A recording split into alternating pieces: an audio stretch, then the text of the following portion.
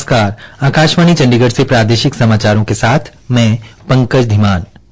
प्रधानमंत्री नरेंद्र मोदी ने सभी लोगों से अविश्वसनीय जैव विविधता की रक्षा और संरक्षण के लिए प्रतिबद्धता दोहराने का आग्रह किया है। आज विश्व वन्यजीव दिवस के अवसर पर श्री मोदी ने इस बात पर जोर दिया कि प्रत्येक प्रजाति एक महत्वपूर्ण भूमिका निभाती है। श्री मोदी ने आने वाली पीढ़ियों के लिए अपने भविष्य की सुरक्षा के महत्व पर भी प्रकाश डाला। उन्होंने वन्य जीवों के संरक्षक और संरक्षण में भारत के योगदान पर भी गर्व व्यक्त किया। हरियाणा के राज्य चुनाव आयुक्त धनपत सिंह ने बताया कि कल प्रदेश की विभिन्न नगर निगमों, नगर परिषदों तथा नगर पालिकाओं चुनाव के लिए मतदान शांतिपूर्वक रहा। उन्होंने बताया कि संवेदनशील और अति संवेदनशील मतदान केंद्रों पर अतिरिक्त पुलिस बल लगाया गया। समुचित चुनावी प्रक्रिया पर निगरानी रखने के लिए निर्वाचन सदन में नियंत्रण कक्ष भी स्थापित किया गया। श्री धनपत सिंह ने बताया कि मतगणना 12 मार्च को सुबह 8 बजे से शुरू होगी और इसी दिन परिणाम भी घोषित किए जाएंगे। उन्होंने बताया कि नगर निगम पानीपत के लिए 9 मार्च को होने वाले मतदान के लिए मतगणना भी 12 मार्च को ही होगी।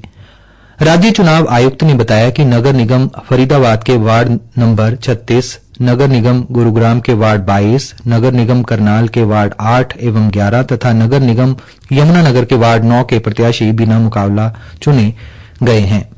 इसी प्रकार नगर परिषद अंबाला के वार्ड 24 एवं नगर परिषद थानेसर के वार्ड 7 और 32 के प्रत्याशी निर्विरोध चुन लिए गए हैं। इनके अलावा नगर पालिकाओं में 17 वार्ड सदस्यों को निर्विरोध चुना गया है।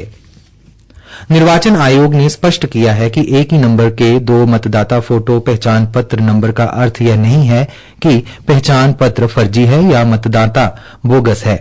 आयोग ने एक बयान में यह बात कही। मीडिया में 2 अलग अलग राज्यों में मतदाताओं के एक ही नंबर के मतदाता फोटो पहचान पत्र के मुद्दे पर आयोग ने स्पष्ट किया कि कुछ मतदाताओं के मतदाता फोटो पहचान पत्र नंबर 1 हो सकते हैं, लेकिन जनसांख्यिकी, विधानसभा निर्वाचन क्षेत्र और मतदान केंद्र जैसा अन्य ब्यौरा अलग होता है।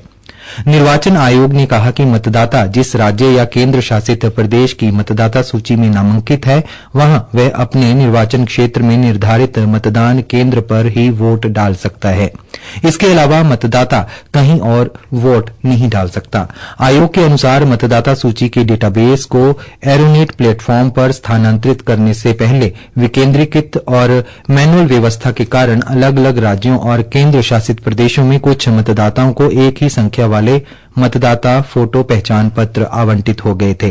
निर्वाचन आयोग ने यह भी स्पष्ट किया कि किसी भी आशंका को दूर करने के लिए पंजीकृत मतदाताओं को विशिष्ट मतदाता फोटो पहचान नंबर आवंटित करने का निर्णय लिया गया है। केंद्रीय गृह मंत्री अमित शाह ने बताया है कि पूरे देश से 12 अलग अलग मामलों में 29 मादक पदार्थ तस्करों को अदालत ने दोषी ठहराया है। एक सोशल मीडिया पोस्ट में श्री शाह ने यह कहा कि नरेंद्र मोदी सरकार नशा तस्करों को सजा दिलाने के लिए प्रतिबद्ध है। ये तस्कर युवाओं को नशे की गिरफ्त में लाकर उनका जीवन नष्ट कर देते हैं। श्री शाह ने कहा कि उनकी सरकार नशा मुक्त भारत बनाने के लिए जांच पड़ताल के साथ नशीली दवाओं के खतरे से लड़ना जारी रखेगी। अखिल भारतीय कांग्रेस समिति की महासचिव एवं सिरसा की सांसद कुमारी सैलजा ने कहा है कि सरकारी विभागों में लगभग 40% पद खाली पड़े हैं। रोजगार योग्यता के मामले में हरियाणा देश में 9वें स्थान पर पहुंच गया है। मीडिया को जारी बयान में कुमारी सैलजा ने कहा कि CMIE की रिपोर्ट के अनुसार देश में सबसे ज्यादा 37% बेरोजगारी दर हरियाणा में है। उन्होंने सरकार पर पदों के नए निर्धारण में 13,462 पदों की कटौती करने का आरोप लगाया है। निर्वाचन आयोग 4 और 5 मार्च को नई दिल्ली में भारत अंतर्राष्ट्रीय लोकतंत्र और चुनाव प्रबंधन संस्थान में सभी राज्यों व केंद्र शासित प्रदेशों के मुख्य निर्वाचन अधिकारियों के साथ 2 दिवसीय सम्मेलन का आयोजन कर रहा है। हरियाणा के मुख्य निर्वाचन अधिकारी पंकज अग्रवाल ने कहा कि श्री ज्ञानेश कुमार द्वारा भारत के मुख्य चुनाव आयुक्त के रूप में कार्यभार संभालने के बाद से यह पहला ऐसा सम्मेलन है। मुख्य निर्वाचन अधिकारी ने कहा कि 2 दिवसीय सम्मेलन राज्यों एवं केंद्र शासित प्रदेशों के चुनाव अधिकारियों के लिए विचार मंथन और एक दूसरे के अनुभवों से सीखने के लिए एक मंच प्रदान करेगा। प्रादेशिक समाचार समाप्त हुए।